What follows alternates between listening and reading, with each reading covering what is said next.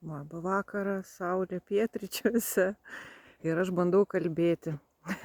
Pirmą kartą kalbu, todėl kad sugalvojau, kad jūs turbūt dauguma net neskaitot, nes neturi tokios galimybės.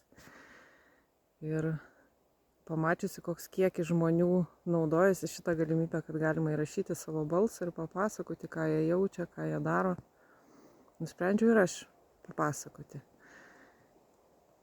Aš gyvenu šitoj sodyboj Tiltiškėse jau dabar 4 metai. Persikroščiau iš vienos sodybos į kitą, tam, kad būčiau daugiau arčiau gamtos, arčiau miškų.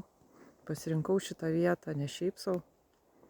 Tiesiog manau, kad gyvendamas čionais tu geriau supranti etnokultūrą ir pati būdama etnografė, kada yra svarbus žmonės, kurie vis dar šneka ir pasakoja apie tai, kaip buvo seniau ir kas čia gyveno, ką jie veikė, kokios buvo tradicijos, kuo jie maitinosi galų gale.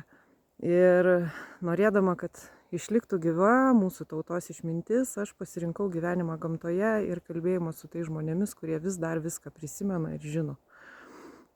Mes kartais labai smarkiai juos nuvertinam, nes galvodami, kad jie rašo su klaidomis, šneka netaisyklinga lietuviška kalba, kas yra labai ginčytina, ir milijonas dalykų, dėl ko jie yra blogesni negu žmogus iš miesto. Labai klystame ir pamirštame tą, kas buvo pačioje pradžioje ir kas yra mūsų šaknis. Kažkaip atsidėkodama visiems žmonėm, kurie mane mokino visą gyvenimą, aš sumaščiau, būdama menininkė, ne tik etnografė, savo meniniam kūrybiniam instaliacijom sukurti vietas, kur galima susibūrti. Susibūrti ir išsibūrti, išmokti skaityti gamtą, suprasti protėvių kalbą. Ir būnant gamtoje, būnant kažkokioje protingesnėje vietoje, kur yra viskas padaryta pagal senasias tradicijas,